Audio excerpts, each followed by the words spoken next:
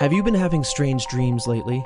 Well, you wouldn't be alone. In April of 2020, weird signs began showing up all over Utah asking individuals to share their strange dreams. No one knows who's posted these signs or who's on the other end of the listed phone number.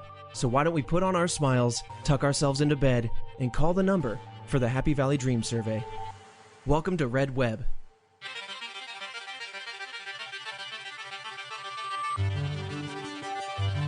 So let's dive in all about the dream surveys. We're going back to April 30th, 2015, the Willamette Valley Dream Survey in Portland, Oregon.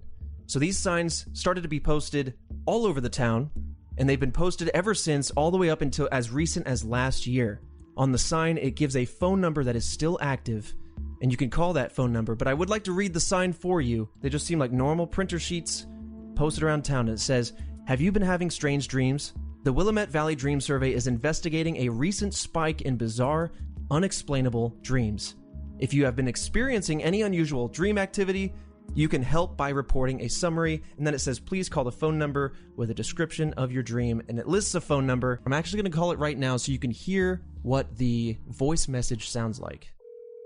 Thank you for calling the Willamette Valley Dream Survey. Please leave a detailed account of your dream after the tone. Transcripts or audio from your report may be duplicated in other media.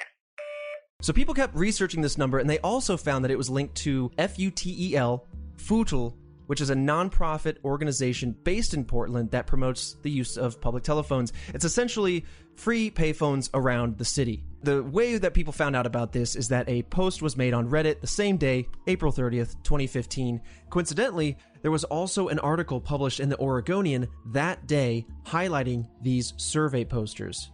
That kind of concludes this little arc before we get into the Happy Valley Dream Survey 5 years later. We're fast forwarding 5 years. April 30th, 2020, Happy Valley Dream Survey. Now we're in Utah, a couple states over. The same exact message on the poster, save for a different name, obviously, and also the addition of an email address. So you can now call a new number, and you can also email if you prefer. But many people have reported that after calling, as soon as they hung up, after giving their story of their dream, they were immediately texted that said something along the lines of, "Thank you for your dream, and thank you for submitting the dream to Happy Valley Dream Survey." A few people have actually gotten calls back. What? You could see in their call logs, they posted them online to show proof, but most of those posts and most of those screenshots, a lot of the evidence has since been deleted. And two Reddit users in particular, one Regit and Aliens Did 9LL, a little bit of an inappropriate name, but that's his username. Yeah. They were the most active in investigating, but suddenly, almost as if overnight, both of them disappeared. No. They delete all of their posts, all of their images, all of their video calls and video proof.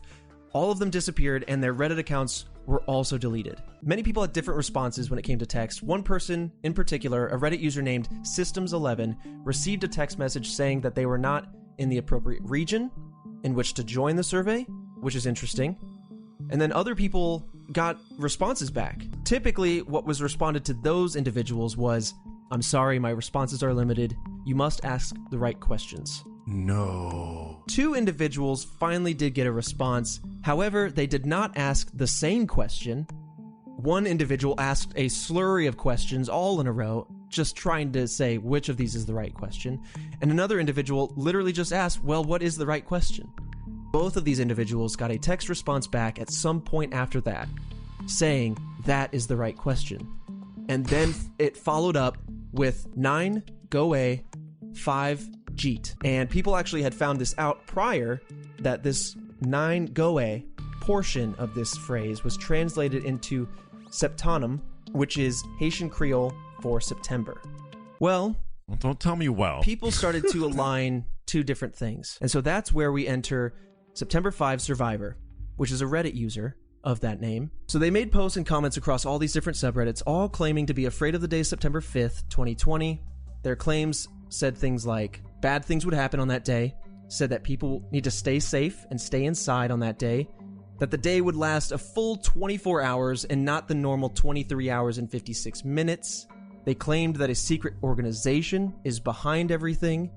They referenced, quote, the sixth realm, or aka the dream realm, saying that this organization, or they called it the organization, has access to it, or that they have control over this realm, and that on September 5th, the Earth will move closer to the sun and electrical systems will begin to shut down. So obviously we have somebody who has a very bizarre pattern of commenting, imagery, and the like. And they're talking about September 5th. And a lot of strange dream talk, too.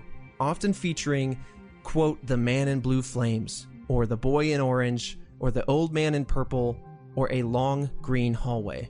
These are the common factors that this individual has talked about. And people on the 5 September 2020 subreddit have actually been discussing this, trying to expand. They've been saying they've had similar dreams with similar imagery in those dreams, and they're trying to connect meaning. They're sharing these stories with other individuals. So a lot of people have actually found solace.